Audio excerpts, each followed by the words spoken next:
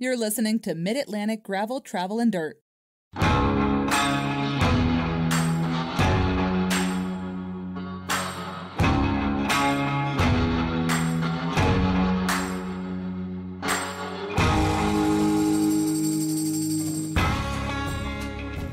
right, everybody. Hey, I'm Brian. Hi, I'm Joey. And I'm Wes. Hey, guys, we're going to be a little bit off because we just went through, about 20, 25 minutes of about something like that. And we got well into the podcast, and I looked down, and there was no SD card in the recorder. So hashtag blame Brian for if we found sound a little off, because I thought we were on a roll here. That had good flow. Episode 53 of Mid-Atlantic Gravel, Travel, and Dirt. This is a podcast where we talk about gravel bikes, gravel cycling, bike packing, how to properly use audio equipment, bike camping, and lots of other things bike-related. Joining us a little later in this episode is Tanya Hampton, Mary Ann Hanlon from Happy Valley Women's Cycling, and they are the event directors for the Rothrock GRIT Gravel Grinder. And they are wanting to talk a little bit about the event and what they're doing to open up the gravel world to more and more women, which I think they're doing an amazing job at. Yeah. Just really cool. I'm watching them on Facebook and all the social places. They're posting a lot. Yeah, and they are doing a fantastic job with us. So they're gonna join us a little bit later. I don't know if I'm going to ruin it, but didn't they just open a 25-mile option now? I saw today, or was that in there all the time? No. They've kind of shifted the format just a little bit to try to get more people. Yeah, I've talked to Tanya a little bit about that, and they've opened up some different distances where before they just had one distance. Yep. Now they want everybody to succeed and to feel good about it, and numbers haven't changed with regard to registrants. Yeah. But they're and I don't want to steal her thunder, so she's going to talk a little bit about that. Well, she's going to listen to this, and on their first episode, can we call this 53.5? 53.1. Because I did talk, and I'll still talk a lot about 30 chains so people can hear it, but I heard about an event called Skirts and Dirt or something. Oh, really? And they were talking about it, and it was a mountain bike race oriented for women who said they would never race. Huh. And it sounded really cool. Nice. And it was like that. They just want more, Yeah. Because a lot of people come out to a race and they're intimidated, but that's not what it is. Yeah. I think that gravel is just prime for, I think once that, cause the community is so authentic and genuine and real, and people are just so, I don't know, just chill. Gravel is prime for a good time. There you go. Hey, you should hashtag that. Prime time for a good time? Prime time for a good time, gravel. Okay. Yep. Nice. Before we get too deep into 53.1, we've got some Patreon thanks to give out. Joey, who's here? All right. We got Big Thurman coming from places unknown and opting out of benefits. Was that as good as the first time I said it? Yeah, it was. Yeah, It was spot Big on. Thurman, and I think it's like Avatar, if that's what you call it now, is like a bulldog. I could not figure out who he was. No. Or she. Big I don't Thurman know. could be a she.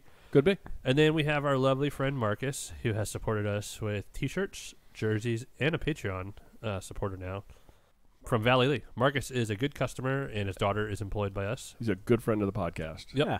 Very good friend of the podcast. Thank you, Marcus. Thank you, Big Thurman. I didn't know how I felt about Marcus at first, just to put it out there. Just want to make it awkward. No, I'm just kidding. I just wanted to make sure he listens, so if he says something. I'm not gonna lie, I forgot that Rolls-Royce makes like engines for military equipment. Yeah. And he would always come up with like a Rolls-Royce like Polo or something on. Right. I was like, I didn't know there was a Rolls-Royce dealership anywhere nearby. Like, where is he coming from? Yeah. But he's a retired Marine. T-shirt sales too. Want to thank those folks. We've had like just a run on T-shirts. Ted, Michael, Marcus, Melanie, Justin. The list just keeps on coming. It's like a Mambo number 5. That's still funny. Was that the same thing as I said before? I don't know.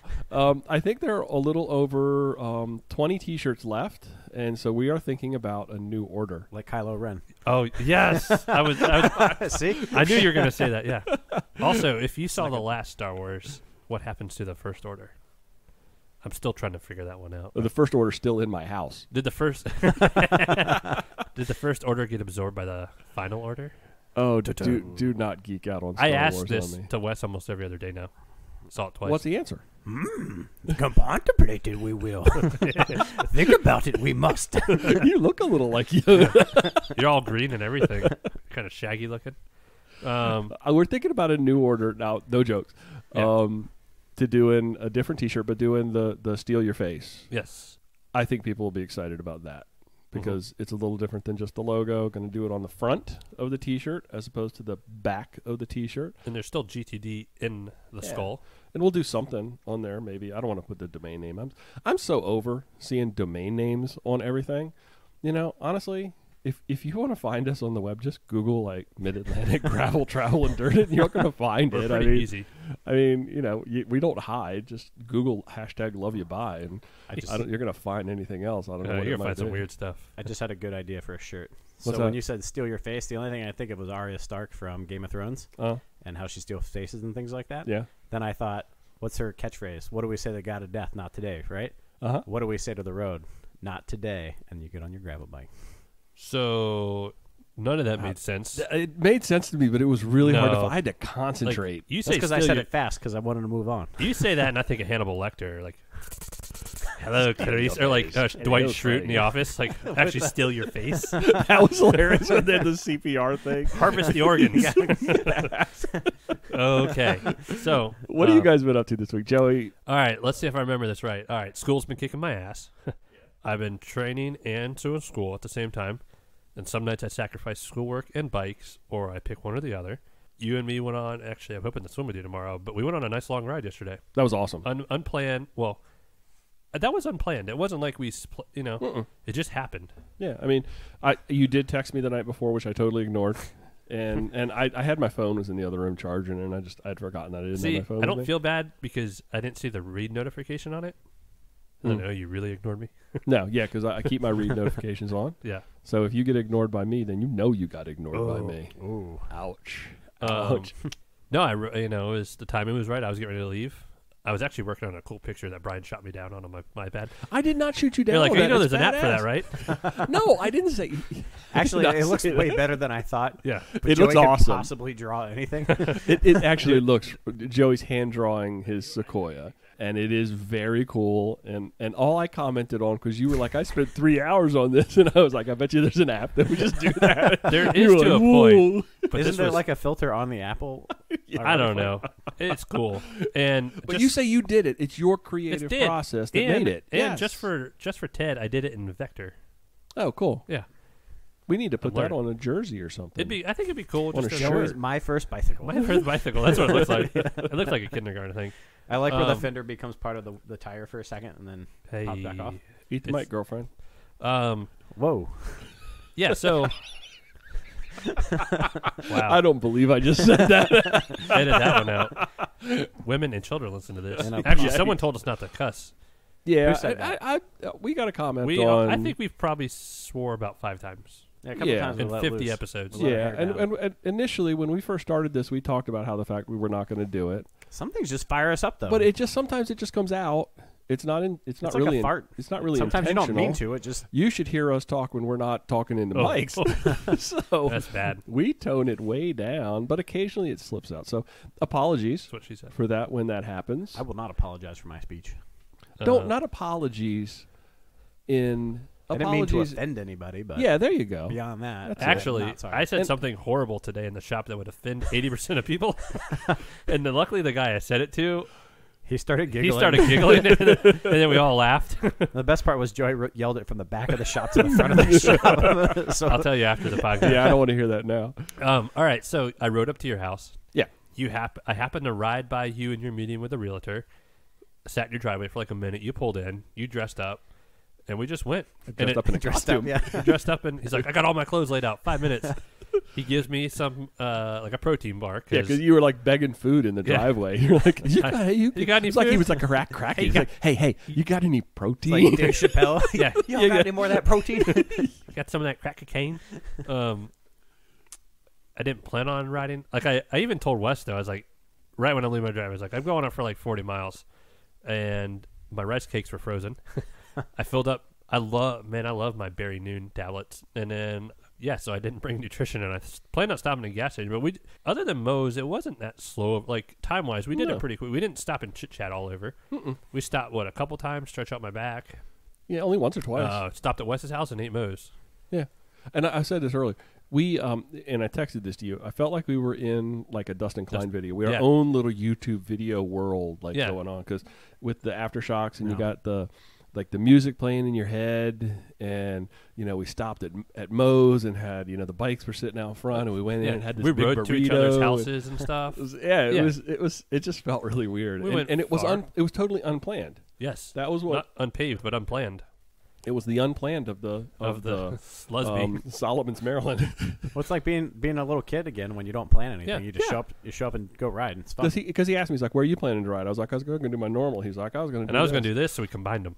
And so he's like, "Why don't we do this and this?" And he did not give the nod to Turner Road, though. He's like, "I hate Turner Road." Oh, I was like, Turner. Well, I knew I was going to do all of it, which kicks my ass in Millbridge. And by the time I'm getting up Rousby Hall after like 30-something miles, in the shape I'm in, it hurts. Yeah. But I need to stop being a little baby. I was going to say another word. Because in our first round of this, I was saying that I want to be in the shape where I'm okay to do a ride and know I'm going to finish. And that's my goal for 2020, and I talked to Jess about that. And not have to think about it. Yeah. Like, if you want to go out and do that, okay, sure. Like, 6,000 feet or whatever Lulaca is, it's not going to scare me by the time April comes. Just let's do it. So, I'm not going to be... And who knows what'll happen on that day. Yeah. I mean, you could get out there on a ride like that and bonk it out and be like, "Oh, crushed." Yeah, but I won't be upset. No, I won't be upset because I know my fitness didn't stop me. Right. There's other factors, but I don't want that to be stopping me this year. It's not going to stop you from going and doing, making the attempt at an event. Yeah. I think is what I'm hearing. And that's a good place to be. Yeah. And something pops up, sure, let's go, though. Yeah. And I want to be comfortable. Yeah. Not looking for, I can't do that because. Yeah. Right.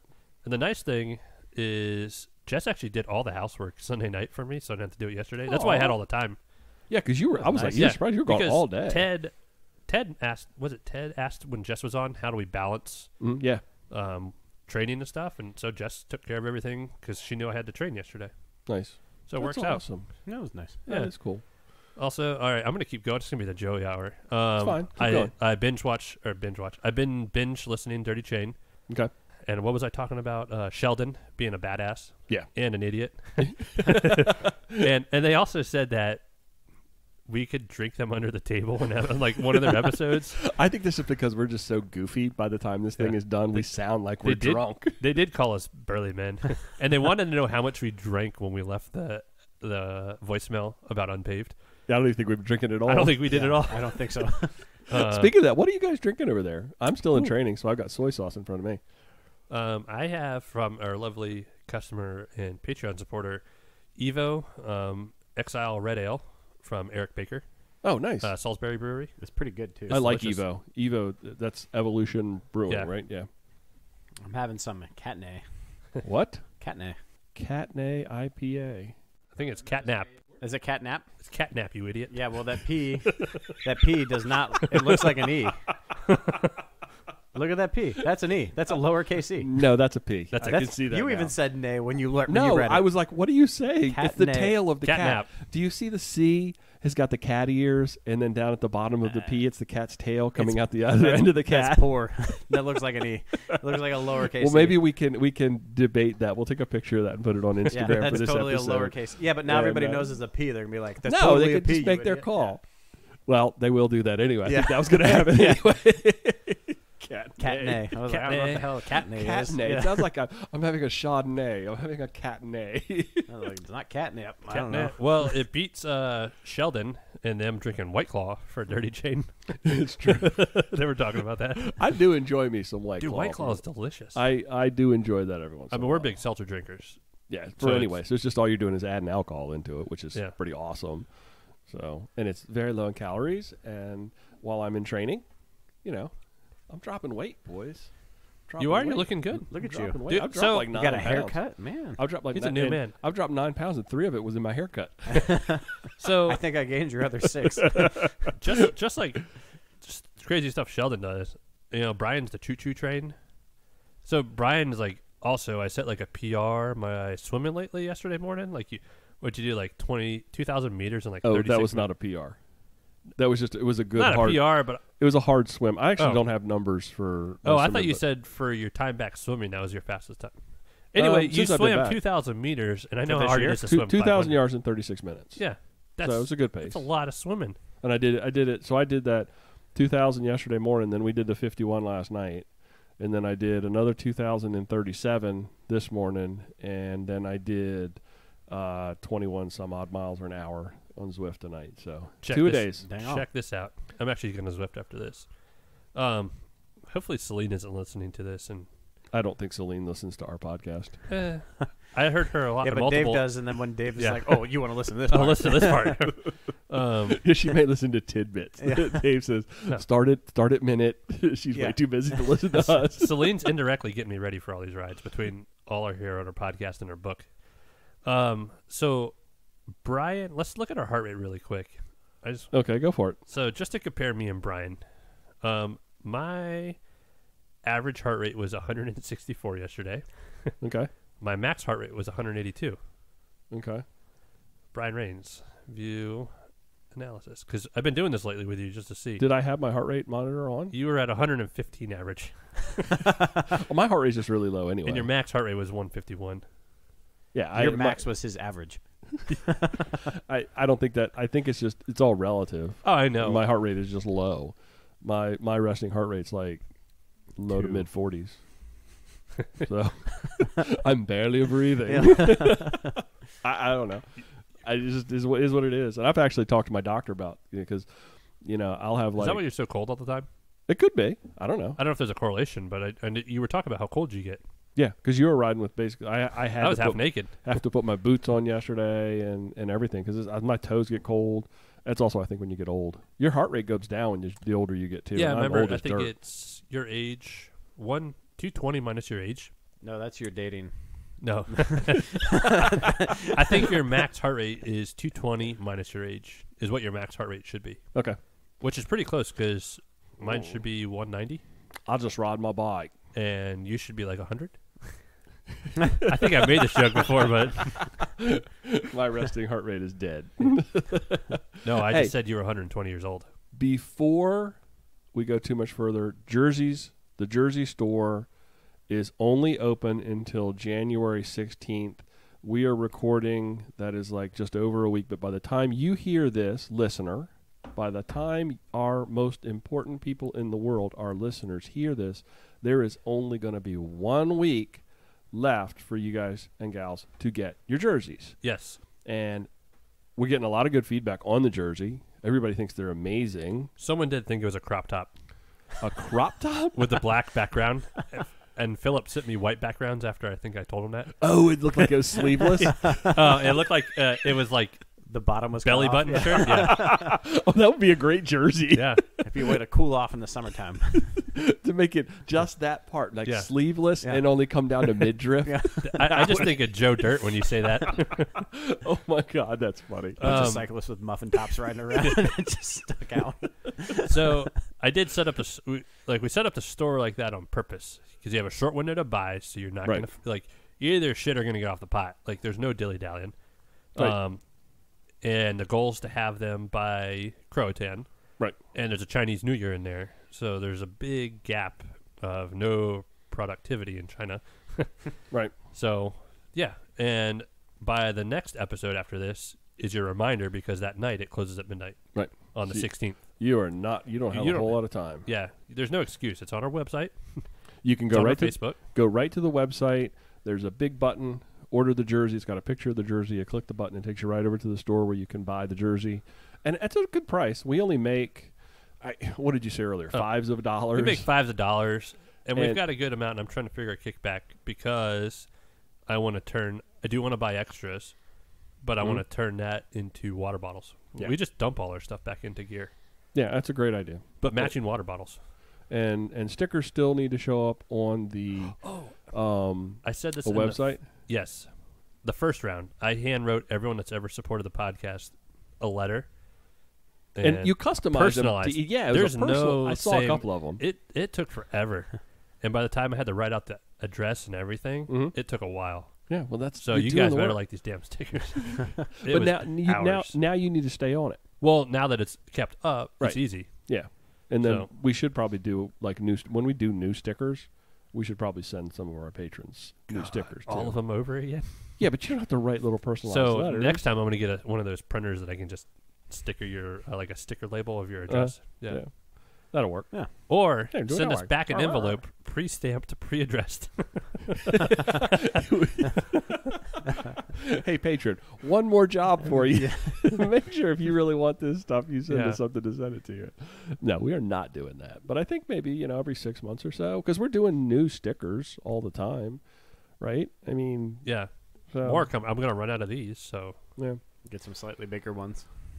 So the Jersey store closes January 16th, and that's going to be it. We're never doing it again. No, that's a lie. Would you say once a quarter? I think once a quarter. Open up the store once a quarter, and as long as we make a minimum, and I think our minimum is like 10 jerseys. We have to sell 10 jerseys to hit the minimum. Okay. And that shouldn't be that hard to do. That everybody out there. I mean, it's such a great jersey. It does look really good. Actually, I need to buy mine still. I may not ever take it off, like I've said before.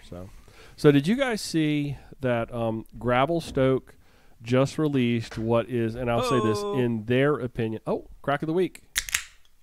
It's been a while. A double. So Gravel Stoke just released what is, in their opinion, the top 12 most influential gravel events for 2020. And I wanted to walk through the rundown really quickly because one of our good friends is in there. Number 1 is the Mid-South, formerly the Land Run 100. That is in Oklahoma in March. And you said there was some sort of controversy over the naming, Joey? The changing in the name or something? Oh, yeah. So there was a big story that... Sorry, I was doing the crack of the week and reading about the missile bomb That's stuff. okay. So there's a... What's his name? Land Run guy. Bobby. When Bobby named it Land Run, he didn't realize that there was a background with that. There's some bad connotations with that. And he had no idea. The big reason he changed it, and it's causing controversy with some people, but he did it for reasons that were okay. And that made sense, and then he didn't want to piss anyone off. It was an homage, I'm sure, to the heritage of the state of Oklahoma. Yeah. And obviously a slight to the Native American population. So he realized, and he didn't want to upset anyone, because it is that is a big name for gravel riding, Land Run. Yeah. So hearing that change was big news. Hey, hats off to him for changing the name. Oh, yeah. And he had a really good story. Like, he wrote it up, and, like, here's why I did it. There's a lot of controversy right now in Oklahoma over land rights in the Native American and tribes and how they were. It was, I don't want to, again, Brian, get off your political soapbox, but they have surely been mishandled and mistreated in the way that their land has I just been. said that like last week in my U.S. history class. Yeah, and it's still going on. Yeah. Even to this day, it is still going on. And there's a court case that's pending before the Supreme Court that could have some big implications for the state of Oklahoma. But anyway, okay, number 2, Barry Roubaix. That's a good nod to our friends up in Michigan in the Dirty Chain podcast, the Mid-Pack Guys and Gals. That is in Michigan in April. Number 3, Belgian Waffle Ride, Hell in the North, California in May. Number 4, Dirty Kansas 200 in Kansas in May. I was kind of glad to see that not get number 1.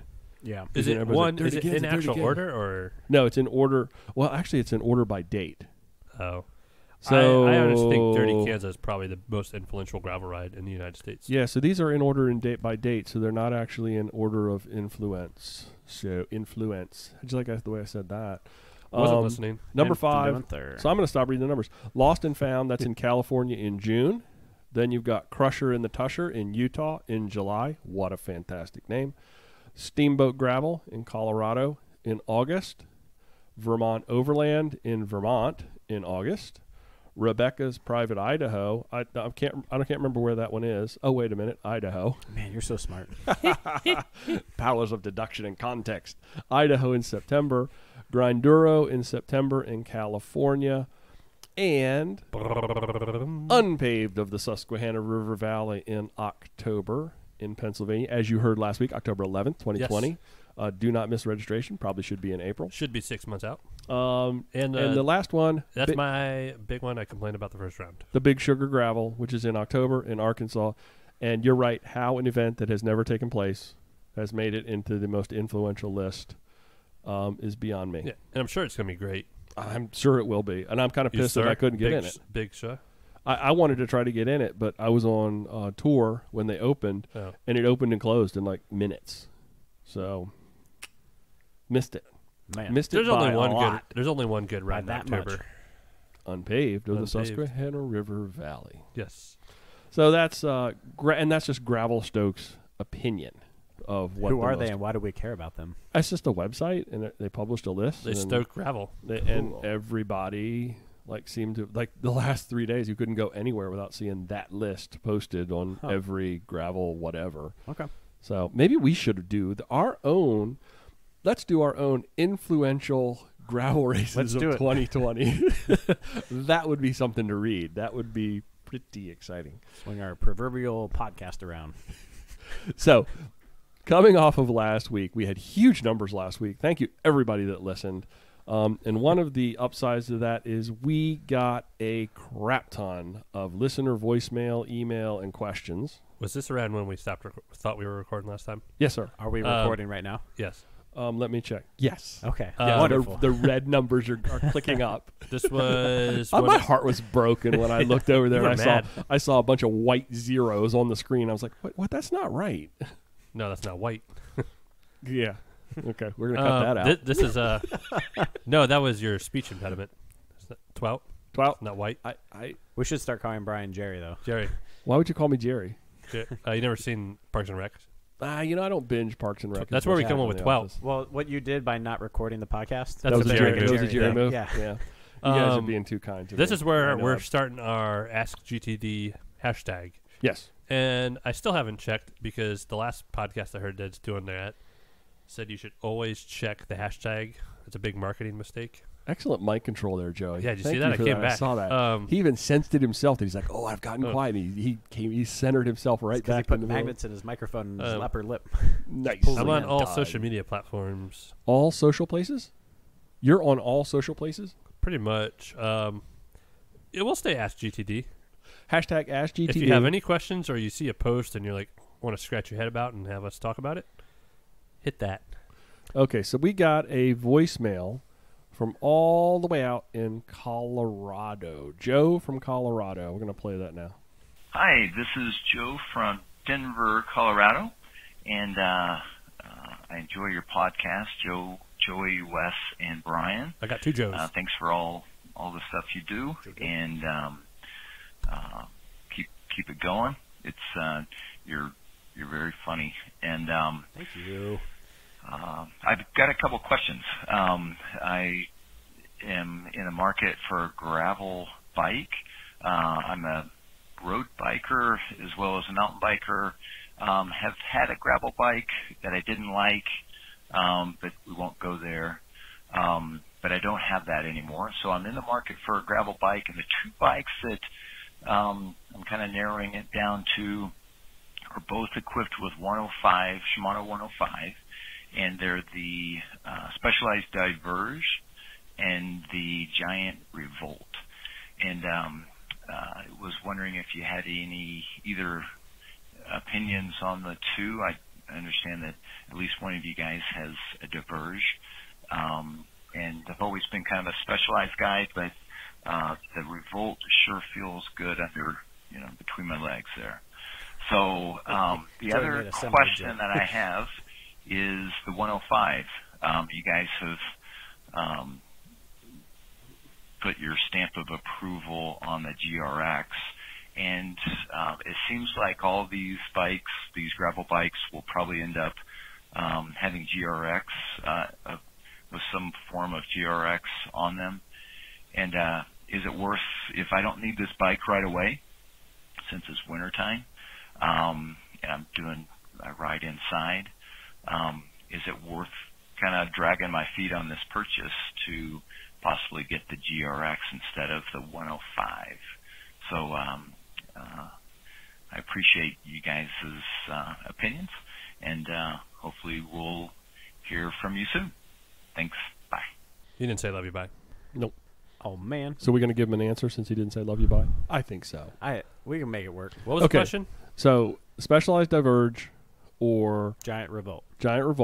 And then GRX or 105. GRX or 105, and then wait to pull the trigger or go ahead and jump on a bike now. Now, But jump on the bike now would be a 105 build versus waiting for the GRX. Right, Yeah. that's what it sounds like.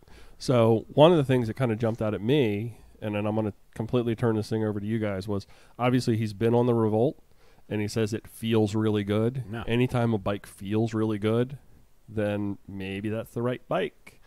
I don't know. I'm going to let you guys kind of take this ball and run with it. I ride a Diverge. I absolutely, positively love my Diverge. I love the GRX. I love the Di2 version of GRX. That bike, it's like my perfect bike from a work standpoint, from a gravel standpoint. The right tires, right wheels, right everything for me with that Redshift stem. Yeah. So you know where I stand on that. But I think Giant gets I don't want to say underestimated. They get looked over sometimes. They get looked over, and we used to sell them when I was at Parvella. yeah, And they make a really nice bike, and generally because I think the big thing is Giant owns their own factory and doesn't outsource like everyone else does. They generally come in a little bit cheaper for almost identical build. so you can get a little more bike. Get a little bit more bike out of a Giant. I don't think Giants are as sexy looking as a Cannondale or Trek or Specialized, but hey man, you get on it and it feels good, and the Revolt looks good. Yeah. The Revolt looks a lot like the Diverge too. A little bit different on some of the styling bits, but overall looks pretty similar. So have you pulled the bike up?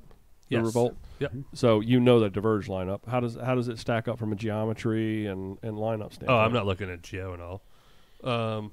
It's blue, as Wes would say. I did also look at the blue one when I was learning about the Revolt. Yeah. Yeah. The site I'm on isn't pulling up Geos. At the end of the day, though, there's a few things I look at. Number one is how does it feel? Like you get on, if it just isn't going to work, you're going to know when you get on it. Yep.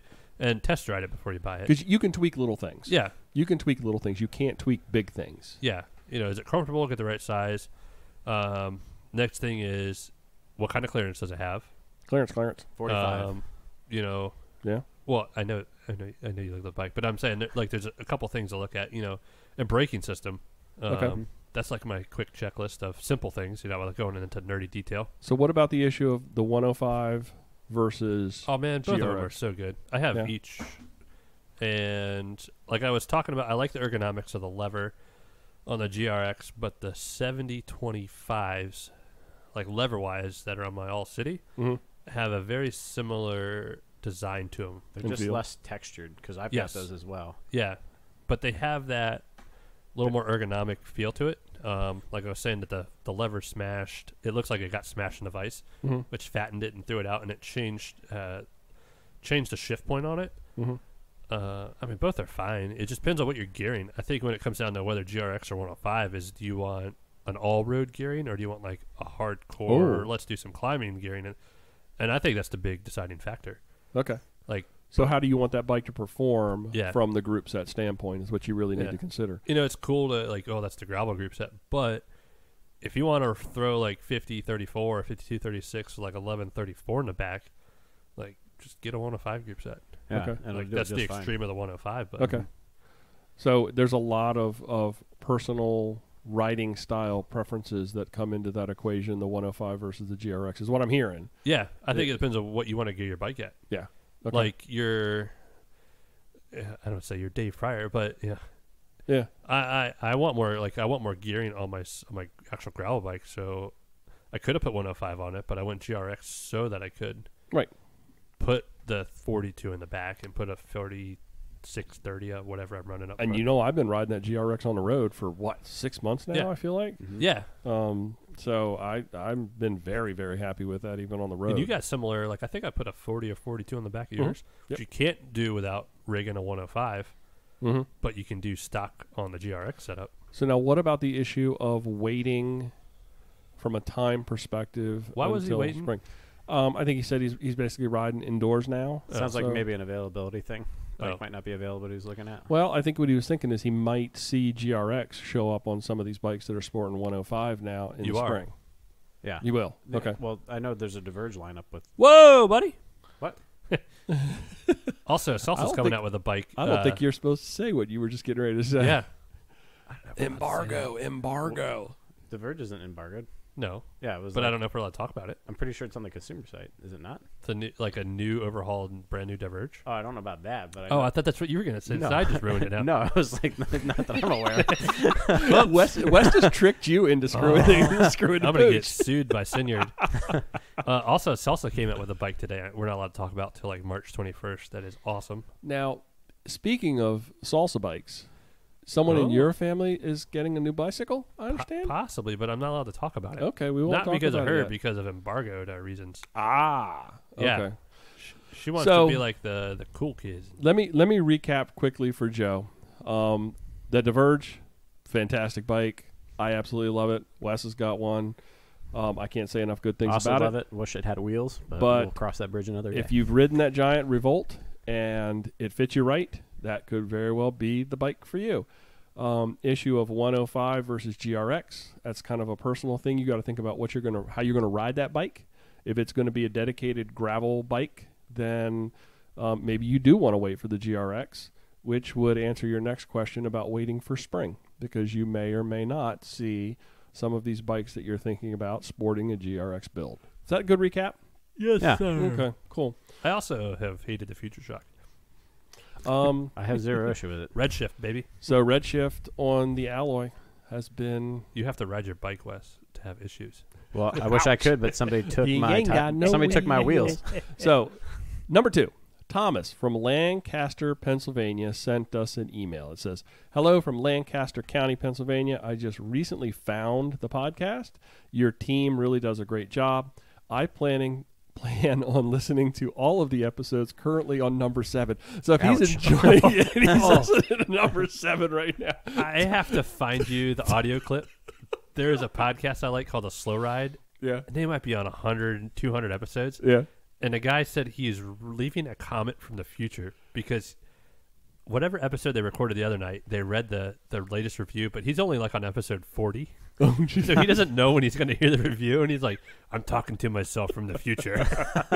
So that's basically this guy. So it's going to take a while to catch up and become current. In the meantime, I'll jump on the Strava Club thingy and put down some miles. I hope to see you folks at Westminster next month and some of the April Pennsylvania events. Cheers. That was from Thomas in Lancaster. We will Thomas. definitely see you in Westminster. Yes. Pack has a booth at the Stop, Swap, and Shave, or whatever that's called. Come No, see us. that's a different event. That's from the Dollar Shave Club. No, it's what it's called, right? Stop, Swap, and Save? I thought you said stop, swap, and shave. No. Wow. Stop, Shop, and... It's hard to say. Stop, swap, and save. It's so hard. Bike swap. We just call it the Westminster Bike Swap. Yeah. And so, yeah, definitely I will be there as well, floating around handing out stickers. So definitely just walk in and start screaming for GTD and somebody will hear you. I hope someone just yells. That would be awesome.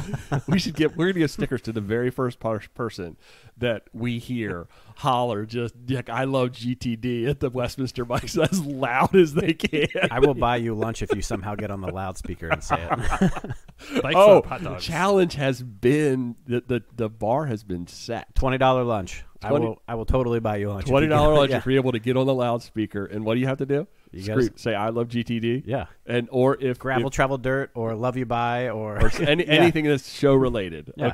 Okay, cool. And we're definitely giving stickers that anybody who just wants to scream it like at the top of their lungs Yeah. in the show floor. Or you can politely come up and say hi. Okay, so I got another. I've been chatting with this guy. His name is Dan Talon. He's the event organizer for the McLain Farm Gravel Grinder, all the way out in Ohio. He dropped me this message on Facebook, and I looked into it, and I want to tell you guys a little bit about this event because it just absolutely sounds killer. It's in North Jefferson County, Ohio, in the McLain family farm. It's been in their family, I guess, since the 1850s. This will be the first year for the event. They're going to have 3 distances, 100, 62.5, 35-mile options. They say it's the best gravel roads in all of eastern Ohio. Great climbs, descents, 70% gravel, 30% country roads, which actually sounds really good to me. Yeah. I kind of dig that. The goal is to promote cycling in the rural area and encourage participants to come visit their region. So here's the part that really gets me the stoke high for me. They want you to come in on Friday to check in, register, set up camp, tour the farm. There are campgrounds close by with amenities that are better than what's on the farm. They have beer laps in the field alongside music and a bonfire. That's Friday. Race day is Saturday with a post-race hoedown with food, beer, and music. And then they actually have race weekend ending on Sunday with a rogue recovery ride on the roads surrounding the farm. That just sounds like so much fun. When is this? You know what? I don't think I have the date on here. Brian. And you know it's only 6 hours from here, right? That's like literally just over the border in Ohio. Okay, this is on the radar. That's not very far. This is on the radar because that sounds like a. Assuming I kick-ass googled the weekend. right place. I googled Yellow Creek, Ohio, and that's just right over the border. So Friday had me at beer laps. I mean, Yeah, that's like something to take right out of a He had me with cyclocross race. Gravel grinder. yeah. So I'm going to put that on the calendar, and I've been chatting with Dan. I was like, maybe we can get you guys on the podcast, to promote the event, and so we're going to do that. That just sounds like so much fun. Man, we have great climbs and even better descents. That's what I'm Even about. Better descents. Yeah. I wonder means what the that climbs- means. Better descents. I think don't it's know. Hopefully exactly it's what it says. longer descents than it is longer climbs. That's how Shallow I have climbs interpreted. and- Yeah. Shallow climbs and steep descents. Yeah. I don't know what it might be. Gonna jump ahead. Jeremiah over in Virginia wrote in. He says, "Hello, I just found out about your podcast, and so far it has been a great listen. I had a question. I just moved out to Northern Virginia from the West Coast, and I'm a road rider, but I am very interested in getting into gravel riding. I was wondering with the gravel races and rides out here in the Mid-Atlantic, if I should go for a gravel-specific bike like a Specialized Diverge, or can I ride a Roubaix and run wide gravel tires on that frame?" Wow. So- is this the one that came in Facebook? Yes. Yeah. Dude, get a. I don't know. If you're a really Flowy rider. yeah. If you have good bike, it's Brian. If you have good bike handling, maybe like a Roubaix with 32s. But Okay. I would almost say Diverge. So here's my I take guess on it it. would depend on how old your Roubaix Yeah, is, not- too. If he's already a road rider, then he's probably already got a road bike. Yeah. So why do we need to double? Unless what he's saying is I've already got the Roubaix. That was how I interpreted that. That's how you read it? Yeah. Okay. 'Cause I kind of read it a little different when I was like, he was thinking about getting either One or the or. other. Yeah. Um, I could see it going both ways. Yeah. I mean, Northern Virginia has so much gravel. I would get a bike that's specific for it. Yeah. Yeah. Because honestly, it's once you do it, it's addictive. 'Cause- and you're going to want to keep doing Yeah, it. you might live in Northern Virginia, and there's a lot of roads you probably, if you're a good bike handler, you could do on a Mhm. road bike. Mhm. But you're gonna want to go to like unpaved or Grusk or Some of those Forest Service roads that are out there. yeah, that you're are gonna just want to go torn to up. these events Yeah. where the road bike just ain't gonna cut it, honey. Yeah. So So why not go ahead? just do it. Make her happen. Pitter patter. Let's get at her. You gotta like fluctuate the economy. What do you say? Stimulate? Stimulate the economy. I'm really bad with picking my words all the time. Maybe the okay. economy was down and he fluctuated it up by buying a Diverge. Yeah. All right, so I skipped one of the emails because it's kind of long, and we're going to wrap it up and get that read in next week. That was from Matt. Matt, so if you're looking for why we didn't jump on your email about some It's because we Some didn't record the first 30 advocacy minutes. stuff going Yeah, on, but now we'll give we're that behind. we'll give that a little bit more attention next week. So Matt, be on the lookout for that. Joey, what in the world All is right. going on in the Strava Club? In the Strava Club, man, you picked 69 again. I know he did. And it's just funny every time. Yeah.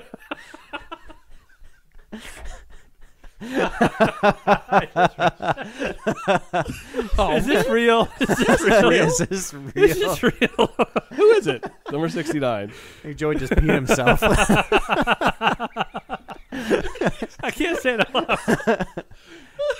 I just thought for sure you would jump right in there and read it. Number one, 69. Read it, Joey. You can do it. You can do it. He's so red in the face. Yeah, I can't say. Say it with me, Joey. Come on, Joey. Say it with me. You can do it, Joey. Just say the first word. Say the first name first. Shh, everybody. Hugh James. Is this a real person? Because they're Make their Strava Club, their Strava names, whatever they want them to who be. picks that name? That's awesome. Like, 53.3 miles from Lahitz, Pennsylvania. From where? Lahitz, PA. That doesn't look like what that says. Latitz. Oh, God damn it.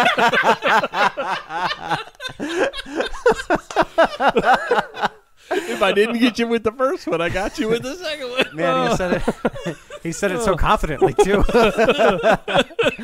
Latitz. Come on, that is not real. Huge anus from Latitz. Man, you know those the old SNL like celebrity Jeopardies. I'll take anal bum cover for.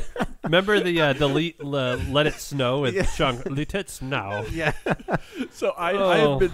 Is that real? No. Oh God, I was like. I literally have been giggling about this all day long. I was sitting on the trainer and I thought about Joey saying huge anus. Every time I kept trying to say it, it wouldn't come out. Oh God. Okay, now you can. That's why there's 4 names. We either lost listeners or people laughed. I'm so glad I didn't read the head on the show notes.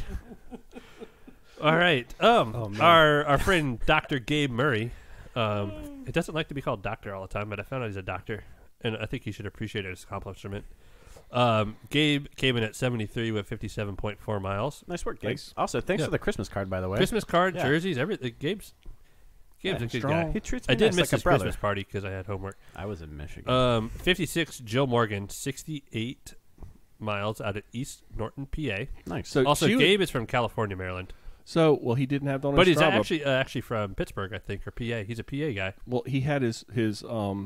Strava profile set to private. So I'm his friend. Now good everybody job, knows. Joey. Yeah.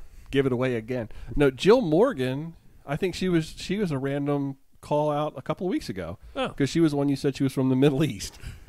Oh yeah. Because in my mind I see Morgan and East, and I just see Emmy. Middle East Jill. And my buddy, 99. Jill, you just got a name, Middle East Jill. Middle East Jill. Robert Prender from Bowie came in at 46.1. 99. That was a cool number to get pulled. Yeah. 99 problems, and Robert is the one. To break into the top 100, you need 45.8. Man, that's down. Oh, yeah. And that sucks because yeah. I did like 39 miles on the trainer. I wasn't even in the top 100 last Well, we're year. just getting through like New Year's and all that good stuff now. Yeah. So. Yeah, but everyone should have these resolutions. Screw that. To break, we have 406 from 372. Right? We just jumped it. Remember we were like, oh, can we get to 300? And then we just like slaughtered it. That was 34 You can't say members. that now. We took you out with a missile. He said slaughtered. Is that a I don't know. It just no it just- longer it just said politically huge correct anus. word? You just triggered Joey. Slaughtered. Huge anus. We should make him a business card. All right. Man, this is why some people probably hate listening to us. Additional shout-outs. Number They 1. hate us because they ain't us. God, we are doing our own thing, everybody. we're ridiculous. We'll talk about bikes sometime. We've talked a lot about. Number 1 was Local Warren. I wanted to give local warnish. Any once you get a name, I think and you show up in the top 20. Yeah. So apparently Frankie thinks we have like 8 names for him, flirtatious, because he made a Facebook post. Yeah, I saw I that. called him Inspirational Frankie on his video the other day. And his wife's like, "Oh, we're gonna need a shirt with like," I call him Stanky Frankie, Dirty Frankie, Flirtatious Frankie, Inspirational Frankie. How about hope you made the right choice with that bike, Frankie? What bike did he buy?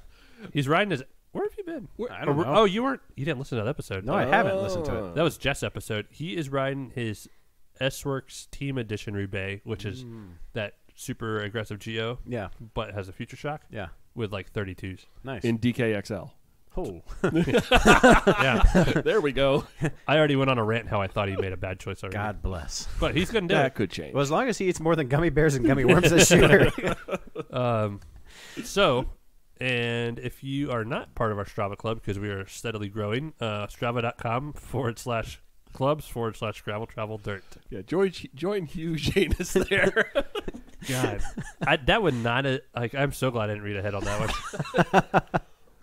That The was sad good. part is people won't be able to see your We should have reaction. recorded Yeah, it. when you were Yeah. starting to try to read that, you just kept looking at it. He had his iPad up in front of him, and his head rolled back, and his face got all red. I thought you were going to tear for a second. Remember that game we played at my brother-in-law's on Thanksgiving night? Oh, the meme one? Where like Yeah. there were some things I just couldn't say. It was my God. the game is What Do You Meme, but it was like the super adult version. Oh, Okay. it was Yeah. it was not it was Like Cards very- Against Humanity doesn't even hold a candle to like some of those cards that Yeah, were on it there. was just, they were so funny I could not get the words out of my Mixed mouth. company, yeah. It's time for my tech tip of the week. Okay, just the tip. Just God, we are hated. I love it. So last week I did actually, and I had some good feedback because Did you? Mark. I've had some people say, "Hey, I'm going to look at those because I looked at cool." them. Actually, since you said the thing about the toothbrush thing, Uh-huh. I don't know if you saw the post on Funny Side where they Did you see attached, someone that bolted it on? to the coaster brake attachment on a bike to the Oh, chain. no way. Yeah. Actually, before we get into Phil Smith came in. He was also Phil yeah. is also planning on doing the 120 at Unpaved. Oh, yeah. Yeah. Oh, He's yeah. excited. I won the unpaved entry. He is the very first So unpaved entry for 2020. he beat Celine. right. He thought when you told him to listen, he heard the part about the toothbrush. Yeah. He thought you were calling him out. Why? What does he do? When that? I was talking about the toothbrush, cleaning, Phil is notorious. We kind of gave him a hard time I for his gave bike him being a a really real, hard time It's after kind of in bad shape. Oh, really? like I overhauled his bike for him last time, and I just scrubbed the frame for over an hour, like a gritty 3M. Like it was disgusting. He kind of had like perma grease on his frame to a point. His bike And is then disgusting. Joey He got rides it. off. Yeah. No. Hey, as long as the drivetrain's Drivetrain clean. But since then, he has been pretty good with his upkeep. His wife even bought him like a whole cleaning kit from the store for Oh, Christmas. nice. Yeah. So he thought we were talking about his dirty bike. Little did he know he just won unpaved entry. But he's been doing a good job. It looks really good now. Yeah. Yeah, he's been Good. keeping up with it. Good. So We're proud of We'll Phil. be on that 120 together, Phil. I'm doing it. I'm telling you, I'm doing the 120. I'm gonna do the 90. I'm going to do 50. Nice. Are you gonna be here, Wes? Should be. Tech tip of the week. I just wrote grease because here's something. Use it. Use it. Let's move on. Why are we even talking about this? I was trying to figure out what I was gonna do because I wanted to do tubeless sealant and stuff this week. I underestimated my tubeless time frame for everybody, and I feel like a horrible doctor. Grease. So a couple little What is things. Grease. Yeah. So what I'm going to tell everyone to do every so often, there's normal stuff you could do, but people forget to grease certain things. Pull your seat post out. Pull your pedals off. Mark your seat post. Mark your seat post, yeah. Pull it out. I see a lot of gross seat posts, and some of them get stuck, and some of them, there's a bunch of gunk in there. I'm like, how did that get in there? Yeah, some people look like they take it to the beach and then roll it around in the sand and Yeah. shove it back in the frame. Like, holy cow. I'm going to use my seat post to dig like they the like they put like umbrella hole. suntan lotion all over their body, like lather up their seat post, throw it in the sand, and like, all right, lay out, buddy, and then shove it back in the frame. I yeah, do it's one of that. the things that I that do gets that. overlooked, and you have creaky noises. Some of them come from seat posts. I see a lot of creaky noises come Stem from bolts and things like that. Yeah. It doesn't take much to get like a tube. It doesn't have to be bike grease, but it's got to be. I just say get bike grease so you don't have to worry about it. Or marine. You know, I've used Marine. I actually use grease. marine grease a lot for threads and stuff.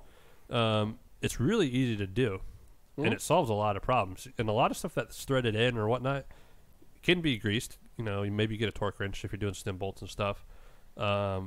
Take your pedals off, clean out the threads. You get a lot of gunk and sand and grime in there. So the only things I won't grease. I'm not telling people to pull bearings and pull. No. I know you're talking about. Don't grease. In fact, you should put a little Loctite on like rack bolts because they tend to back out. Oh yeah. Yeah. Nail And if you polish. grease them. Nail polish works too. Oh, that's a great idea. Yeah. That's a nice little tip. There you don't spend $18 on a little tiny bottle of Loctite. Yes. Yeah. So nail polish goes. Man, that's 2 tech tips. A twofer. You want me to Twofer. cut one out? No. No, we're gonna get a twofer. You No. got two Wow. tips.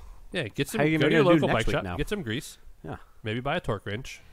If you're doing stem bolts and stuff, but it's not hard to do that stuff, and it goes a long way because it's stuff you usually don't clean, and No, you're not just going to have assume a creaky bike as much, and it's good every so often. I've been on a habit because I've been scared shitless of like my handlebars slipping or my stem breaking. Yeah.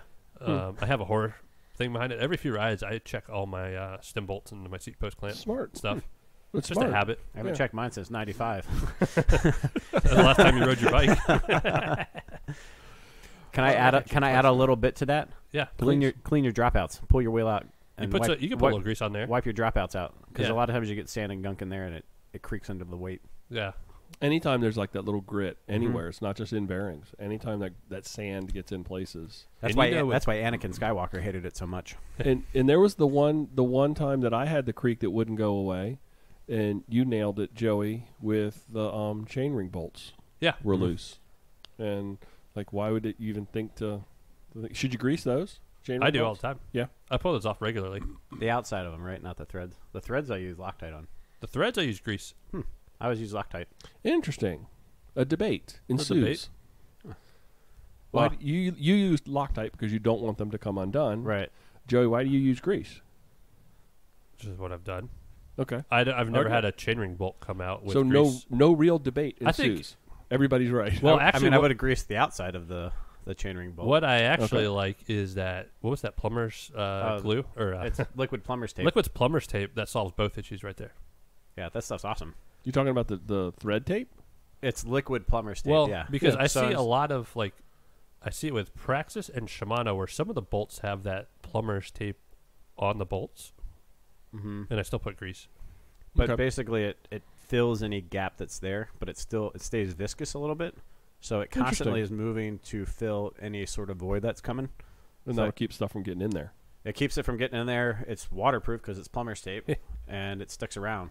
It's helped out a lot with some really nasty bottom I brackets. do like we've had all too. bottom brackets with it now.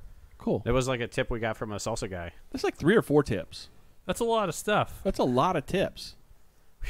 Yeah. Wow, Joey. Thank You've been bottled up with tips, and now you're just I could go you've on spurts exploded of like tips all cool little over the things place. to do here or there. Okay, so I'm not going to let you do that because I have my Instagram follow. The next week. one It's involves a golf club. my week. My week. What about For my week? Instagram. No, you didn't get a week. No, because it come back to me. My Instagram follow of the week. So in keeping with our strong women on bikes theme this week, there's an Instagram to follow that is full of badass athletes working hard, riding fast, and having fun. And this is directly from their profile. LA Sweat is a race team that proves you can be feminine and strong as hell at LA_sweat. LA. LA. Have you been to LA? I just followed him. LA. So there's my Instagram follow recommendation of the week. Badass women on bikes. Nice. So now we are going to turn our attention and welcome Tanya and Mary Ann to the show. Welcome, ladies. Hi. Oh, wait a minute. I got to call them. Hang on. Okay, joining us now is Tanya Hampton and Mary Ann Hanlon from Happy Valley Women's Cycling Team, and they are the event directors for the Rothrock GRIT Gravel Grinder, here to tell us about the event. Welcome, ladies, to the podcast. Thanks for having us. We really appreciate it. So before we get too deep into talking about the event, I'd like to give each of you an opportunity to just sort of introduce yourselves to our listeners and give us a little bit of your cycling background and specifically what brought you to the world of gravel. I actually had to dig in some diaries to figure out what brought me to the world of graveling because I started riding bikes when I was 30 and I didn't even know how to ride a bike. Borrowed a bike from my friend Josh. He took me out in a parking lot and showed me some crazy drop bars and some crazy shifting. And then he told me, don't ever leave this bike outside of like a Unimart to run in to grab a drink or anything like that. I later found out that it was a cross bike and it was like a $7,000 cross bike. So he didn't want me leaving it outside of the Unimart for someone to take. I instantly fell in love with riding bikes in general. And then kind of fast forward a couple years, we had a girl that used to live in town here. Her name's Vicky Barkley, and she is a mountain biker. And she really encouraged me to come out to some Wednesday night cross practices that they had in our area. Brian Leach organized them. I went out, tried them, super duper hard. But it was nice because I had another lady invite me out to that, and it's somebody that I really admire even to this day. She races 100-mile mountain bike races, and she was willing to take me, who I didn't even know how to shift a bike yet correctly, out to a cross practice, and no one was laughing at me. We laugh at each other, crash, fall over, have a great time. And then it just quickly progressed from there. I went to the Sly Fox Brewery, tried my first cross race, and decided that I really liked the racing aspect and I wanted to do more events. I feel like when I first got onto the gravel scene, there were more races geared towards graveling, and now there's more events. So people are fortunate today because they don't have to go to a race as their first experience and just ride it. You can go to an event and you can ride it and not feel the pressure of a race, which is a great place to be at for your first experience. It takes a lot of the pressure off. So my first race was Iron Cross, and they had a 2-day pre-ride Dive right in the deep end. Wow. where you go and try it out. And I learned that you need to have sealant in your tires and not have tubes, because I went through all of my tubes and everybody else's around me. It was super hard, but it was super fun, and everyone around me was really encouraging me to like finish and just stick with it. And that's my story of how I started gravel, and I still love that race to this day. The race organizer, Gunner, is a friend of mine now, and he works at Stan's No Tubes. They're a huge promoter of the Iron Cross race. They have a shortened distance now, and they have the full distance, so it's friendly for all kinds of people. That takes place down in Williamsport, Pennsylvania, like in the fall. But that's how I fell into gravel riding. I like that. Hopefully not fall too hard into the gravel, because that hurts. Not yet. Marianne, what about you? I started cycling probably about 20-some years ago. I started mountain biking, and my cousin was doing I don't know if you remember the 24-hour mountain bike races they used to have, and they would do a team relay. Yeah. Well, and you always had to have a token woman. That was me. So that's how I started. So I was always riding with the guys. There weren't really any women mountain bikers in my area, at least. So I always had to ride with the guys. So I've done the 24-hour races at Seven Springs and some mountain bike races around here, and I really enjoy it. And I ride gravel when you can't ride on the mountain bike trails. Okay. But Tanya's gotten me into it a lot more, so I've been riding more gravel. I have a nice Diverge, fancy sparkly purple one that you guys saw. So, Yes. I mean, it is fun, and it opens up different opportunities, and you can ride in a group, and there's a lot more time to talk and chat, and there's a lot of women doing it, so it's nice to have someone to ride with. Nice. Now, both Tanya and Marianne were on our GTD boxing ride. Yes. Boxing Day ride. I do remember that pretty Diverge.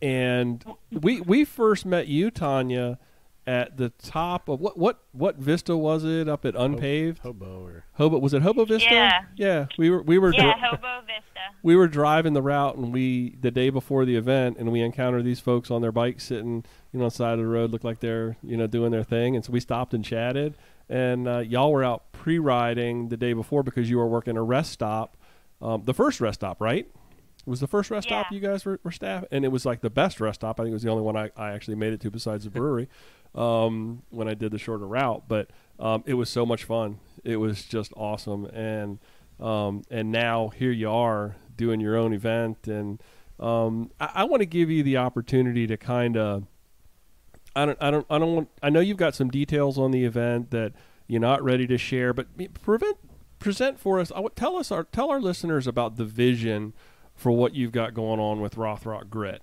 because I know you've got a big thing going there. We love our area. We love Rothrock Forest. It's one of the most beautiful forests we have around in Pennsylvania, and it's my backyard. I get to ride there all the time. It's a beautiful place, and we want people to come see it. We also would like to have a high number of women registering for this race because we're actually holding half of our spots for females. I've been to many races where maybe 5, maybe 10% are women. It's much more fun with more women on bikes riding. So all the men that are coming to our race, we want you to bring your women, your ladies with you. We want ladies to bring ladies with you to ride. We really want to see this race be a success and fill up all those spots. So I know that for the event, what you've done is you've split the registration, and you're looking to actually fill half the field with women, and I think that's awesome. Thank you. And I mean, we're going to do that race weekend too. We have a lot of things planned that are going to be very special for our race, for everybody that comes. We want you to come in on Friday night and come to the 814 Cidery, the JL Farm Cidery. It's going to be a very close, it's a small facility in itself, but they have indoor seating, outdoor seating. They have a cider that's called Juice Box that is my favorite. It tastes just like a juice box, and you could probably drink 12 juice boxes. I don't suggest it the night before a race. Challenge accepted. But you're gonna want to. We're gonna have a special guest there that night as well. That we're gonna be able to release the name of her later. Talk to me a little bit about the course. I know that I brought the event to my own home club. And started talking to some of the ladies and saying, this is something that y'all really need to look at. I think it's right up your alley. And I know, I'll be honest, some of the feedback that I initially got was that's not something I can do. And I think we've turned a corner with some of them. We've actually, said, no, you can do this. You really can. Yeah. But I know that you've done some stuff with the course to kind of take that intimidation factor away. Talk a little bit about that. Well, I think one of the biggest things is we've added the 25-mile distance, and I think that makes it's still a challenge for someone that might be new to this, but it's not so overwhelming that they just think, I can't do this. When you tell them that they're going to have, 2 big climbs, and they're going to finish with the downhill, miles of downhill. I think it makes it more manageable for a first-time person. Yeah, that's the grit distance, and then we have a grittier distance, which is 49 miles, and it's 5,000 feet of climbing. So if you want to take it to that next level and go just a little bit further, you can. But if you sign up for the grit distance and you want to go grittier and you want to go a little bit further, we definitely want to encourage people to go ahead and take that leap of faith. And that's why we're there that day. We're going to take care of you on the course. We're going to provide you with support and fuel. So we want you to take that leap of faith and go to that next distance that you think that, if you feel like you're feeling great at 25 miles and you want to go for the 49, we want you to go for it and go beyond what you thought that you could do. We will have some pre-ride weekends set up on the schedule where you can come into our area, and we're actually going to ride the course, and we'd like that to be a ladies' ride. So look out for that in our social media in the future, because we definitely will post. We kind of have to, we're in central Pennsylvania, so we have to wait on the weather around here to see when good weekends are. We don't want snow out there when we're going out to do that. So the 25-mile race is a non-competitive, and that might be an option for someone this is their first event. And the grittiest distance is 65 miles and 7,500 feet of climbing. And at that distance, you have 6 major climbs, and we offer cash prizes for the first, second, and third place for the women and for the men. It involves some serious climbs, some serious descents. We have some fun at Collier Lake. It's kind of a little mountain bikey. It's some smooth dirt paths around the lake when there'll be some places where you'll have to dismount and go across some water. And the Collier Lake loop is actually more like single track, but it's definitely cross-bikeable. I think it's about 3 miles, 3-4 miles, right? It's 2.5. The whole thing is 2.5 miles. It's single track, but it's very smooth. So think, just flowy, smooth dirt. Flowy. Yeah. Flowy. Yep. Flowy, yes, and beautiful. It's very beautiful out there. So on the courses, do you have cutoffs, or is because I know that's something that's also intimidating to people, is thinking that, you know, I have to do this in a period of time. But I also know that, you know, your big long endurance gravel events, I mean, these things go on for the entire day. So where do we stand? Where do you stand with that? Aid Station 1 is at mile 21, and that cutoff for that is 1 p.m. So if you can't make it to the aid station before 1, we'll direct you back to the start-finish, and that would be 3 miles of downhill. So even if you're, you know, having a bad day, you can make it to that aid station, and then you pretty much have pavement the whole way back to the start-finish. Okay. There are also places to stop along the course to look at things. So Whipple Dam would be on your route for Aid Station 1, or I like to call it Support Station 1. And that's Penns Valley Pedals and Pints, the same people that ran unpaved Aid Station 1 with us. So Okay. they will be there to greet you. Well, now I got to time out for a minute. Does that confusing you? No. I'm timing out because I know at Aid Station 1 there was hot dogs. Are we going to have hot dogs at Aid Station 1 or Rest Station 1? Because inquiring minds need to know. Are you requesting hot dogs? I may just have. I don't know about that one. We'll have to see. Okay. I'll put some in my frame bag for you. Okay. Can you bring your own hot dog? Yes. Yes. We'll pack a jet boil. Yeah, a Sturdo, everything. I normally do. I don't leave home without Anyway, I'm sorry I got in the way there. Keep going. It's okay.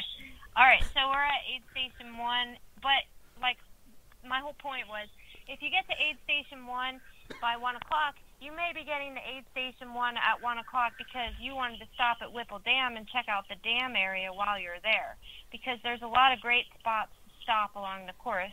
We have a vista at the top of North Meadows. Before you hit the descent to Aid Station 1, you might want to stop and look out over the ridge there.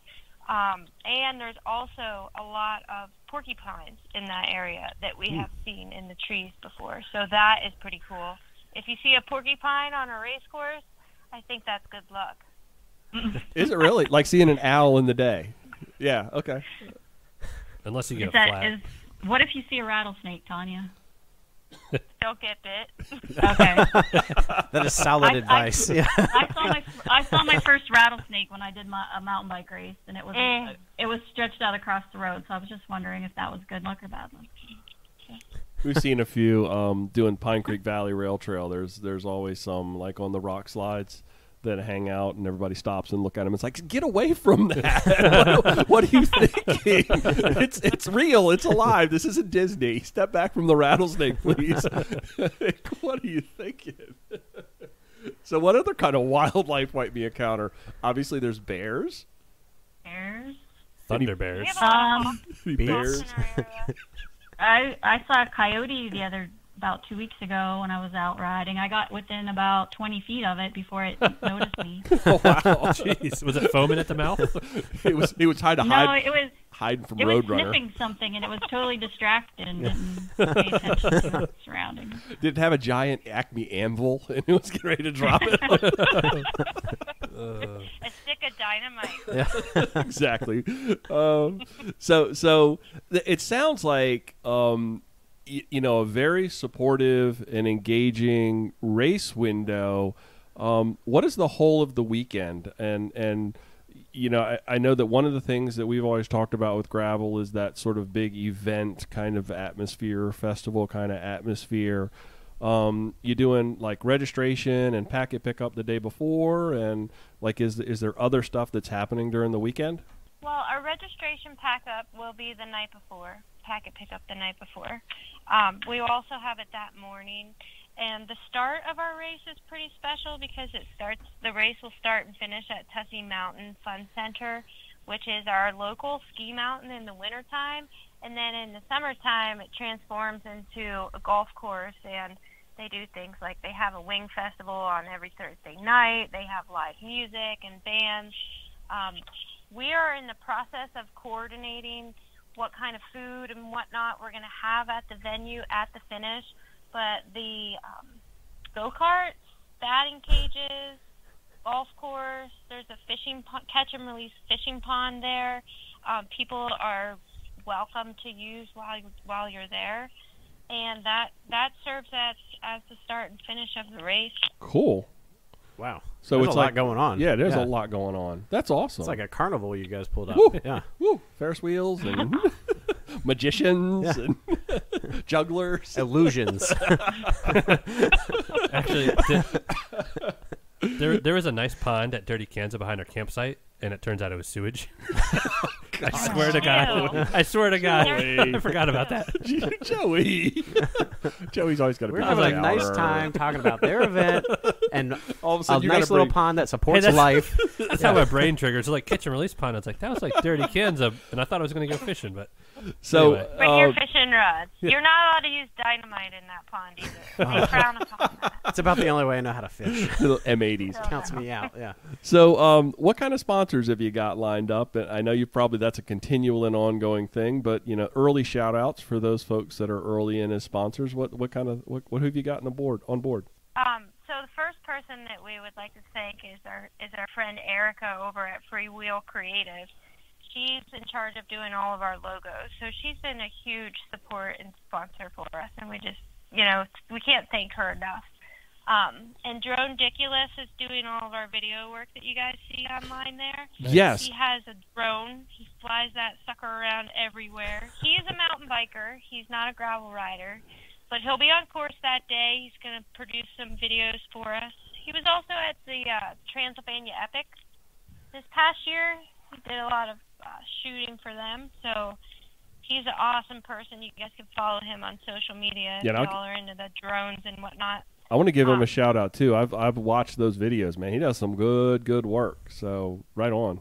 It's awesome that you got somebody like that in the fold, because that can generate so much stoke. All those clips are from our forest too. They're not stock from anywhere else. Like, that's where you'll be, and those are the colors it'll be. Nice. It's super green Technicolor forest that time of year. It's really pretty. I would have to say, I think the springtime out there is way better than fall even, because it's just so bright. Specialized Bicycles, big headline sponsor for us. Score. All right. Yeah. So they're hard to track down. Yeah. Flag to raffle off that day. Nate is our Specialized rep, so he's really hooking it up. And then we just gained Cliff Bar, so they're going to be on course providing everybody with pre-race, post-race, and keeping you guys pumped up during the race. Awesome, and I know you've talked to some other folks too, and there's some more announcements. And when we talked last, Tanya, we're gonna have you back. The beer. Well, yes, that beer, right? yes. Caleb Peachy. Yes. Brewed to home. Robin Hood Brewery yes, beer it was for delicious. You guys. That was awesome. Yes. They'll be out there. That was beer for everybody in the evening. Wonderful beer, and thank you for that. Thank you for that package. It was. I had no idea we were going to open that up and see such cool stuff there. The glasses, and I don't know if you noticed, but that was our cover photo from last week for the podcast. Was one of your glasses that you sent us, and the beer caddy with. It's so cool. Thank you very much for that. It's very much appreciated, and we will put it all to very good use. I think the caddy is going to become the official GTD beer carrying beer carrying device of primary importance. I don't know what else to say, but it was awesome. Bring it back and we'll refill it. Oh, hello. There we go. It's perpetual beer caddy now. I love it. We'll be back. Love it. And cover it in stickers. I think we're actually gonna like wood burn GTD in the side of it. Yeah. Like legitimately. I think we need to get like a brand, like a GTD brand. We should walk around with a little wood burner, and everybody that wants to like wood burn their event into the side of the wood caddy instead of stickers. Like really class it up. I know why we keep you around. That's a grand idea. So what is the event date? June 6th. June 6th. And that's a Saturday event?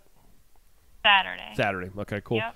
Yeah, Saturday. So we're actually currently working with the Happy Valley Adventure Bureau, and they're our local visitor bureau here, and there's a lot of fun things to do around State College. So we are in the process of kind of organizing that for everyone. We're pretty fortunate is that we don't have to kind of create stuff because there's already things to do. We have a brewery trail that you can go on. There's the Penn State Sports Museums. We have a lot of great coffee shops. We have other sponsors that I'm not going to name at this point yet, just because we don't really know how we're going to be working with them. But we're definitely going to have a lot of activities to be able to guide all of our guests to go partake in while they're here. I'm really looking forward to that too, because like you guys said, it's not just about the race. It's about, you always have to make a weekend trip out of it. Right. If you're going to ride all day in the forest, you're going to come in the night before, stay somewhere, race, and then maybe go out. After you eat the meal, you're going to go out again, eat again Saturday night, wake up Sunday. You can go to the waffle shop, go to Rothrock Coffee. We will lead you in the right direction. You won't have to worry about where you're going or if it's going to be good or bad or looking at reviews, because we'll put that work in for you already. Can you elaborate more on the waffle shop? Oh, the waffle shop. You don't know about the waffle shop? I do not. Yeah, I'm sold. Yeah. Oh. You have to go to the waffle shop. If you like bacon and blueberry pancakes. I hate them. No, they're perfect. Yeah, that's. Doesn't sound like waffles though. Do they do good waffles? Yeah. They have waffles and pancakes and the best bacon. It's super thick. Oh. It's really good. All right. Oh yeah. So they are notorious for the their waffles with the Cool Whip on top too, and tons of strawberries. They're only open from like 5 a.m. to 3 p.m. They close down, so it's primarily a breakfast Good. restaurant. Perfect Although timing. they do have some lunch. You go there and you eat breakfast. That's actually the sign of a good breakfast restaurant, is if they're only open for breakfast. Stay focused. Well, Yeah. the frying pan's like that here. We know what that's No. So how many riders? I think I saw 300. Is that correct? 300 total. And when does your registration open? February 1st. February 1st. Just right June around the 6th corner. event. It's like, man, all these things are going to happen soon, so soon. Go ahead, Joey. I will say that we have had some rumblings with the ladies down here. Oh, yeah. And I think we have a couple convinced to come up. Yep. That Yep. were Awesome. otherwise questioning their, I don't know, both are very strong. Mm-hmm. Like, you met my wife, Jess, at the Sienna ride, and she plays a card where she's like, don't leave me, but Jess is a very strong rider. And Nadine, too. And Nadine is the same way. She's and so strong. I have both of them going, and I think they're going to try to recruit some more women down here. Awesome. As our Awesome. as a couple ladies, and take a group up there. And we don't even have to go. They can go as a group of ladies. Yeah. And they could all wear your T-shirts, so that would be 4 less T-shirts. We'll have jerseys. So I know there is a small movement down here, and I know the numbers can grow. So Yeah, that would be great. I'm excited. So that's awesome. Tanya, Marianne, thank you very much for coming on. Thank you. And was there anything else you wanted to add to thanks the for event? riding at CNO too. I think he was asking them. Yeah, I was, Yeah. but that's okay. Joey just Oh, jumped sorry. in. Yeah. You looked at us. Is there anything that we've missed that you want to shout out? I know that Tanya, you and I have talked, and we're going to have you back again as more of your details kind of gel, because I know you got a couple of big announcements that are going to come down the pike some here pretty soon. But is there anything that we've missed? No, you guys are great hosts. We just want you to keep doing what you do on your podcast. It's so fun and entertaining. Thank you. And we just want to encourage men and women to come to this event. Like, if you feel like you can't, I'm here to say that you can, and you're capable of more than you think you are. You just got to put yourself out there and try it. And our community is super supportive of you stepping outside your box and trying something new. So we'd like to be part of that. One of the questions that actually Marianne came up with it on our registration form is this your first gravel event? And we want people to answer that because we want to show a special recognition to those people whenever they come to our event. Nice. That's really nice. So Nice that's touch. kind of cool. You know that whenever we have guests on, we like to invite them to participate in this or that's. No pressure, but you're going to stick around, right? I love this or that. Yay! I'm So- excited. Before I jump into this week's this or that, I want to do the wrap up. So we do a poll from episode 52 from this or that. I was looking at the numbers. How Um, did you get these numbers from? This was this was Tanya's question. This was Tanya's question. 2 hours on a trainer or 2 hours on a flat rail trail. And I remember, Tanya, I was riding along with you, and you were like, what would you rather do? Yeah. 2 hours on a trainer or 2 hours on a rail trail? I had 105 votes. 7 votes came in for trainer, and 98 votes came in for rail trail. So overwhelmingly, people would much rather be on a rail trail for 2 hours, even though it's flat, than on a trainer. Now, I think it had something to do maybe with Dave saying that there was a brewery in the middle. Because that kind of pushed it right over the top. So thank you, everybody, for jumping in and participating on that. So I've got my 4 this or that questions, and this is how it works. I'm going to read the question. I'm going to toss it over to ladies first. So Tanya or Marianne, which one of you guys wants to go first? You pick and choose who has to be the first guinea pig. Then I will give it to Joey. Then I will answer, and then Wes, somewhere in the future, will answer the question. So our first this or that. Would I you will say these are weird this week. Yeah. We got weird. We are coming down to the bottom of the barrel. We need some inspiration. We're like for this. Mike Rowe on Dirty Jobs. Would you rather have the world invaded by robotic aliens or organic aliens? So they're like all natural, like organically farmed aliens. Oh, so fat. Non-GMO. Yeah.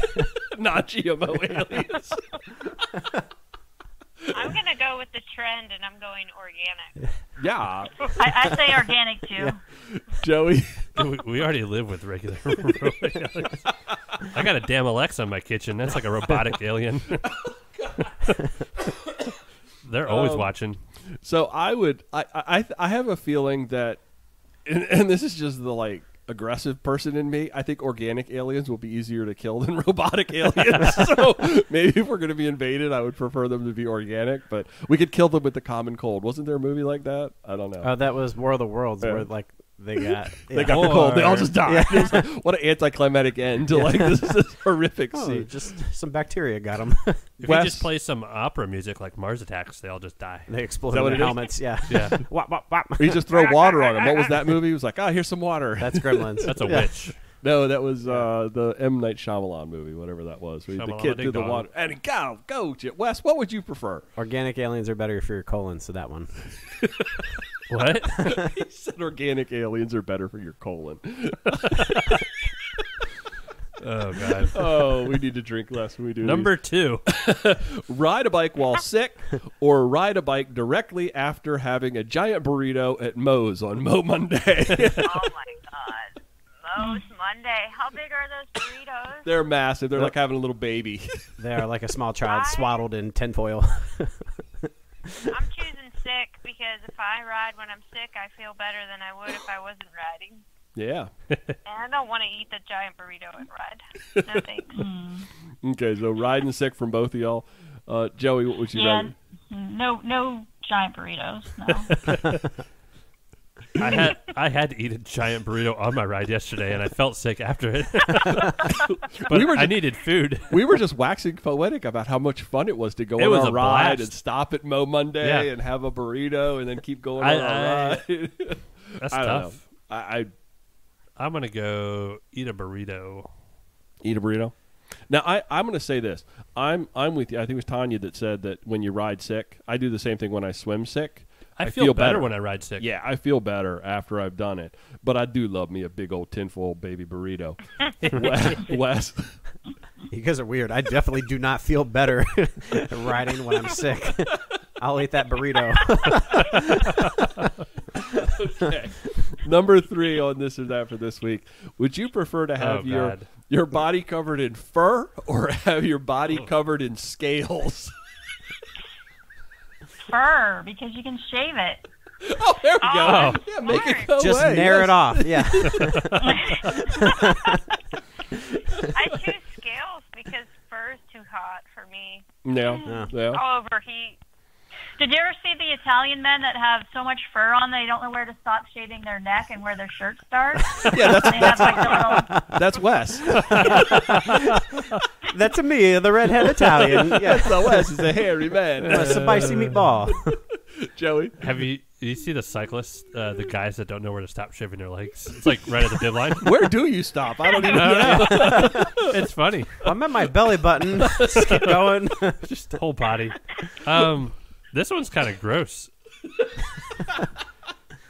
I'm gonna go with fur. Scales, I feel like old Greg or something. Okay.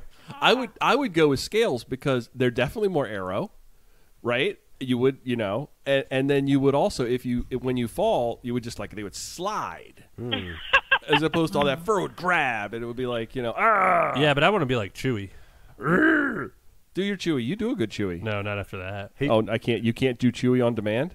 I can, but that was horrible. Chewy's always really well groomed too. It's Yeah, impressive. Chewy. Yeah. He's good looking. It's like Fabio, Yeah. like an animal version of Fabio. Wes, go ahead. I already live the fur life, so I got to try scales for a change. Okay.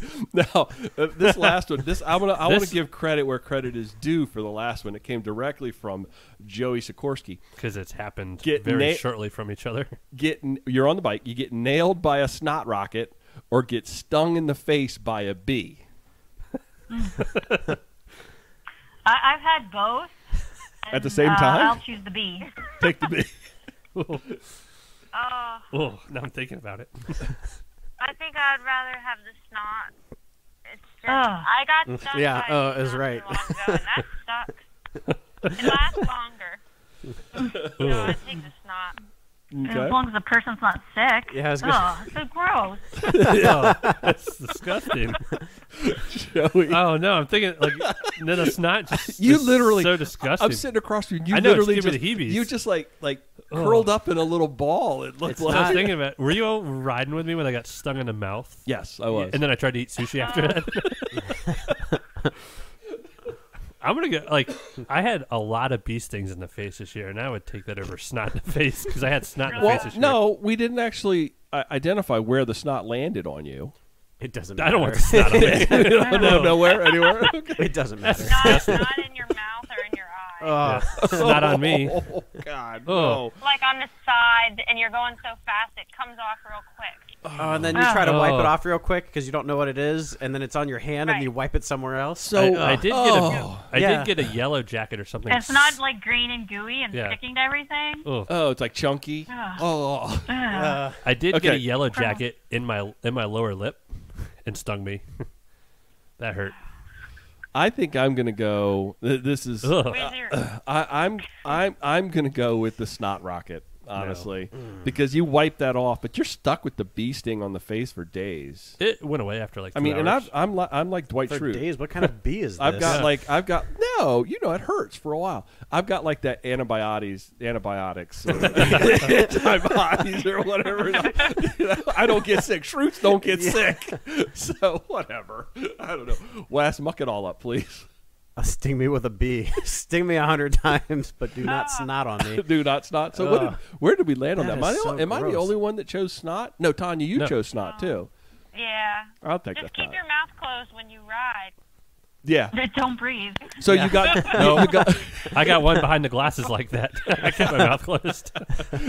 you got glasses to cover your eyes, right? And No, just keep it went on my eyelid. Remember that one? I took a picture. Oh, the one that stung you. Well, which I got stung. I never got stung until this year. I got a lot of bees. Bee attractor. I'm so sweet. It's scary when you get stung by a bee and you're riding a bike. Yeah. It happened to me this year in the shoulder, and I was like, Yeah, ugh. I agree. I'd much rather take the snot. It's soft. It It's was gonna disgusting. just pull. It's just gonna Slimy. slime off. It'll be all Part right. of It'll be someone's good. ecosystem on you. I'm a tour leader, so I always have like antiseptic wipes handy, and I have all my first aid It kit doesn't matter. and all my whatever handy wipes and all that other kind of stuff. Various Yeah. things. Anyway, thank you, ladies, for playing along Thank with you. us on that. Thank you for coming on the show and talking about the Rothrock GRIT Gravel Grinder. We're all very excited about that here. And we are going to continue to stay in touch and watch as things develop and evolve. And we're excited for y'all. We think it's a cool thing you got going on. Thank you. Thank you. Love you. Bye. Okay. Love you, Thanks bye. for having us. All right, ladies. Love you. Bye. Love you, bye. This podcast is listener supported, and that's you, our listener. Our listeners support us every day. They support us financially. They support us by sending us kind words and remarks, sending us questions. All of those things mean the world to us, and it really does. For me, it keeps me going. It really keeps me engaged and keeps me going, so I really appreciate that. If you would like to be a bigger part of what we've got going on, consider checking us out on Patreon or PayPal, because when you do, you become a part of what we're doing, and that's really cool. And you get a letter from me. And you get a handwritten letter from Joey, which will one day be worth, I don't know. You may be able to start a fire. You can start a fire. No. Thanks for listening to this episode of Mid-Atlantic Gravel Travel and Dirt. Our show can be found wherever you find your favorite podcast. Please take a minute to like, follow, subscribe, whatever the thing is you need to do. Comment in your favorite social place, whether that is Facebook, Instagram, Yik Yak, Tic Tac, whoever cares. Who cares? Whatever it is. Yeah. Give it up. Snapchatter. China banned TikTok, didn't they? Well, yeah, because the Chinese are just doing it for facial recognition. Yep. Maybe if you really would like to support us, you could also consider buying a what? Jersey. That's a great one. Or a T-shirt. T-shirt. Make sure you get the That's it. T-shirts. Well, hey, both of these things they're running out because T-shirts, they're almost gone. They're running they low. go? People are buying them. Oh, that's Oh, we nice. have a They're smalls. buying them. No, actually, I have very few smalls left. Oh, Yeah. that's nice. How can they get in touch with us, Wes? Well, now that we all survived Y2K and the internet's still up, graveltraveldirt.com, or just Google Mid-Atlantic GTD. We'll pop up. That's right. Yeah, forget URLs. We talked about this. That's right. Yeah. Don't need it. Don't need it. Don't need it. Instagram, Mid-Atlantic GTD. We'll see how long that sticks around. And then phone number. Give us a call. 410-231-3850. Could be like Joe from Colorado. Could be like Joe. It's cool. And he seems all right. Yes. Joe Cool. Joe Cool. Print marketing is our future, though. Yeah. Mid-Atlantic Gravel Travel and Dirt is recorded live in historic Solomons, Maryland. Thanks for riding along. Until next time, do good, be nice, go slow, respect others. Love you, bye. Love you, bye. Love you, bye.